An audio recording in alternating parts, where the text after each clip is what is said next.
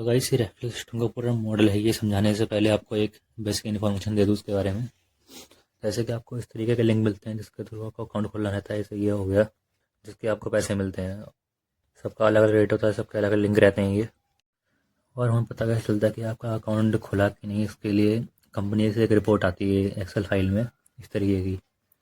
जैसे ये स्टॉक्स की रिपोर्ट है, ये HDFC स्काई की है, ये वाली एम स्टॉक की रिपोर्ट है ये। और सभी की अलग अलग टाइमिंग होती है रिपोर्ट आने की। किसी की रिपोर्ट वीक में एक बार आती है, किसी की वीक में 2 बार आती है। जैसे कि आपको एक सैंपल दिखाऊँ रिपोर्ट का, जैसे ये कैसी होती है। जैसे ये देखिए, इसमें पता चल जाता है कि अकाउंट आपका ओपन हुआ कि नहीं। ओपन लिखा है इसमें तो मतलब आपका अकाउंट ओपन हो चुका है। ऐसा ही अलग अलग रहता है एग्जाम में।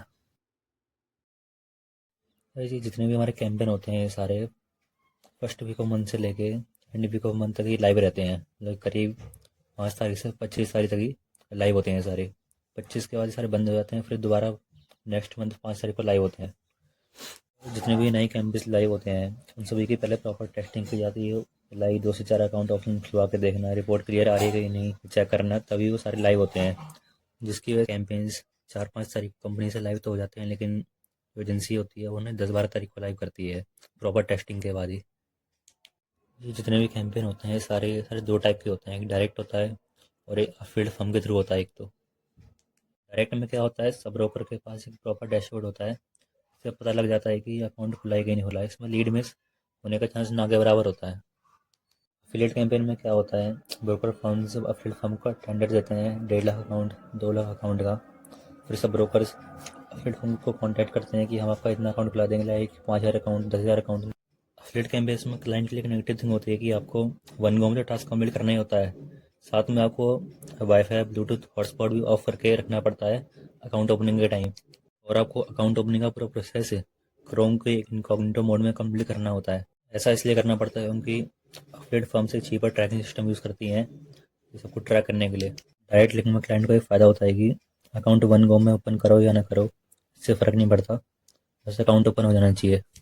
अब अगर हम बात करें लिमिट की, हम महीने में कितना अकाउंट खुला सकते हैं। एफिलिएट फर्म को टेंडर मिलता है 1.5 से 2 लाख अकाउंट का मिलता है महीने का। एफिलिएट कैंपेन में लिमिट का इतना इशू होता नहीं है एजेंसी को, क्योंकि जितना भी अकाउंट खुलाएं 10 से 20,000 अकाउंट जितना खुला दें इनका मर्जी है। बस जब इनका लिमिट पूरा हो जाए एक बार तब इनका कैंपेन स्टॉप हो जाता है। और डायरेक्ट में जो लिमिट रहती है पर सब ब्रोकर 2 से 3 हज़ार अकाउंट की लिमिट रहती है इसमें। एंड इसकी लिमिट इंक्रीज़ करने के लिए सब ब्रोकर्स मल्टीपल पीपल्स का डैशबोर्ड यूज़ करते हैं। अब अगर बात करें कि पेमेंट साइकिल की, कि सब ब्रोकर्स को पेमेंट कब मिलता है। डायरेक्ट जो पेमेंट मिलता है इनको हर मंथ के एंड में मिलता है, और जो एफिलिएट कैंपेन से पेमेंट मिलता है इन्हें 45 से 60 दिन के बाद मिलता है। और बात रही क्लाइंट की पेमेंट की, तो सब ब्रोकर्स रिपोर्ट बेसिस पे क्लाइंट की पेमेंट पहले कर देते हैं अपने सेल्फ इन्वेस्टमेंट से। इनका जो इन्वेस्टमेंट रहता है करीब 15 से 20 लाख का रहता है। कई सब अगर बात करें नेगेटिव्स की, पूरे एजेंसी सिस्टम का क्या क्या नेगेटिव होते हैं। सो इसका फर्स्ट नेगेटिव क्या है, जो कैंपेन्स है ये काफ़ी ज़्यादा वॉलेटाइल है।